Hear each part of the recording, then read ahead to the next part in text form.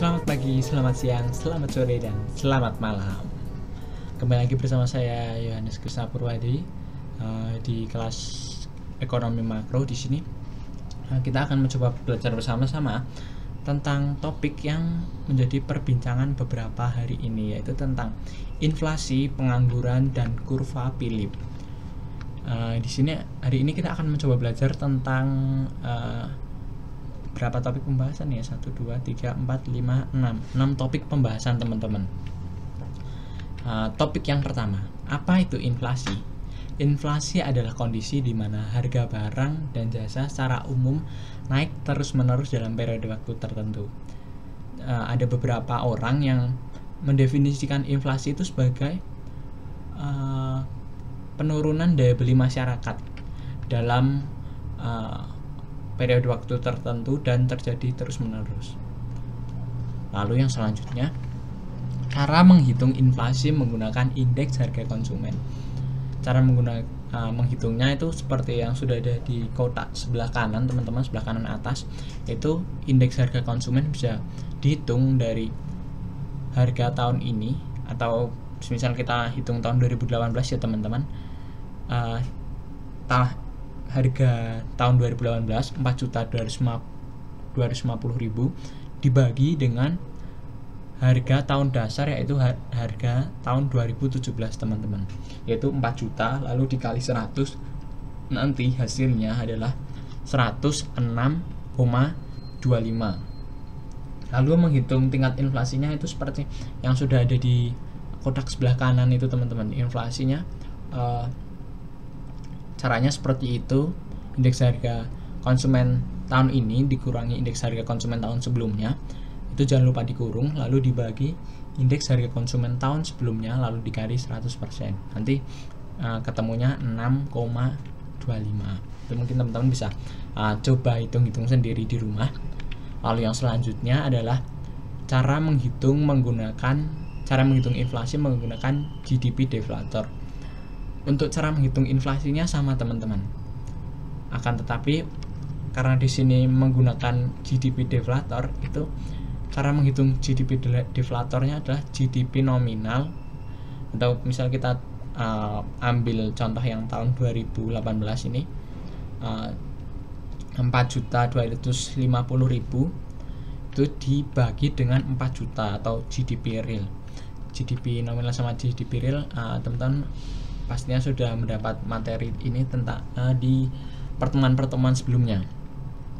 Lalu untuk menghitung tingkat inflasinya sama seperti indeks harga konsumen. Ini teman-teman kalau mau mencari data realnya yang indeks harga konsumen dan GDP nominal atau GDP real, itu teman-teman bisa nyari di bps.go.id.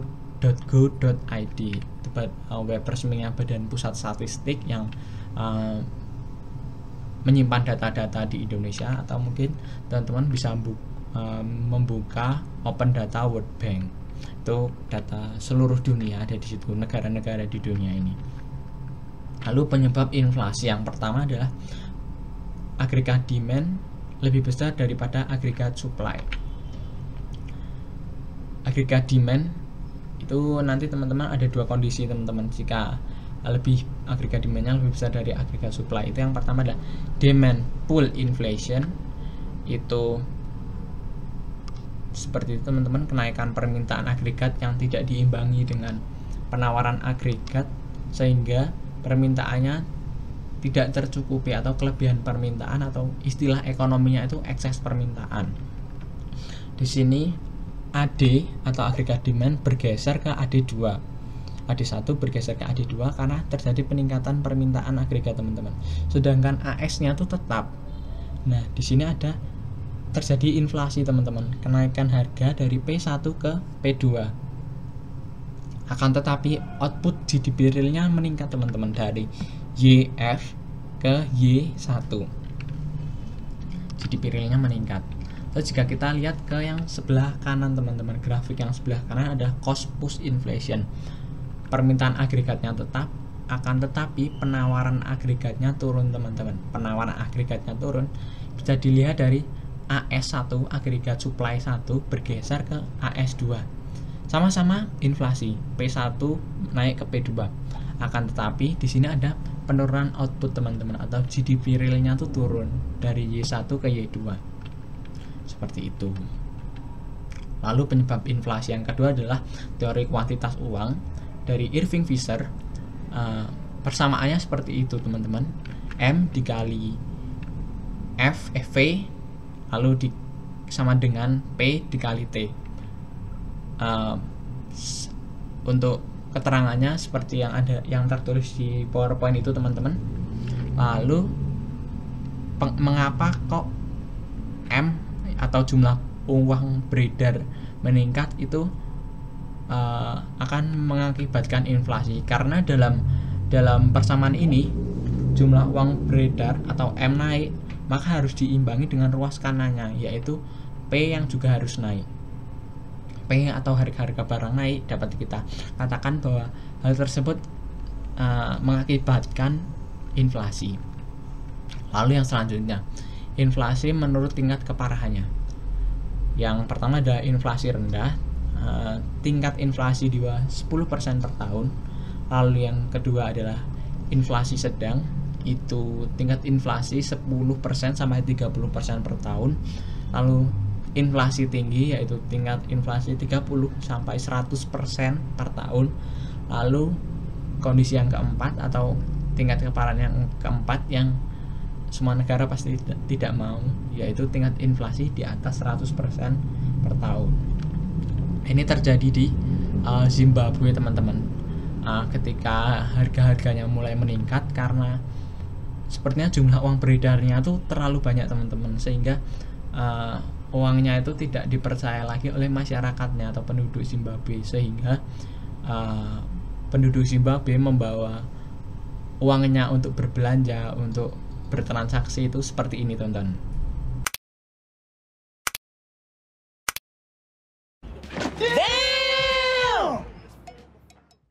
Kita akan membahas tentang kurva Philip. Kurva Philip adalah kurva yang menjelaskan hubungan negatif antara tingkat inflasi dengan tingkat pengangguran. Kenapa sih kok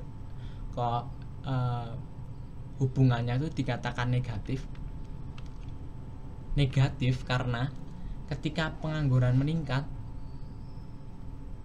maka inflasinya turun. Atau gimana ya, ketika inflasinya turun, mau menekan tingkat inflasi, itu harus ada konsekuensinya, yaitu penganggurannya tuh akan meningkat. Itu seperti yang ini kita jelaskan di trade off pertama. Jika menekan tingkat pengangguran, maka konsekuensinya tingkat inflasinya tinggi.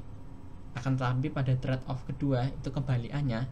Jika menginginkan tingkat inflasi yang rendah, konsekuensinya adalah tingkat pengangguran yang tinggi. Jadi ini pemerintah sedikit bimbang teman-teman. Ini pemerintah mau menyelesaikan masalah tentang inflasi atau masalah tentang pengangguran, karena kedua hal ini merupakan dua hal yang saling berhubungan akan tetapi negatif. Jadi dalam pengambilan keputusan mengenai tingkat inflasi dan pengangguran itu pemerintah harus benar-benar menghitung teman-teman, agar tidak ada yang merugi seperti itu teman-teman. Nah, cukup sekian pembelajaran kita pada hari ini.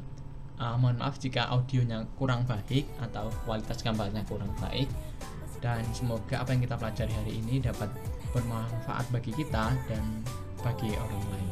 Terima kasih teman-teman, Tuhan memberkati.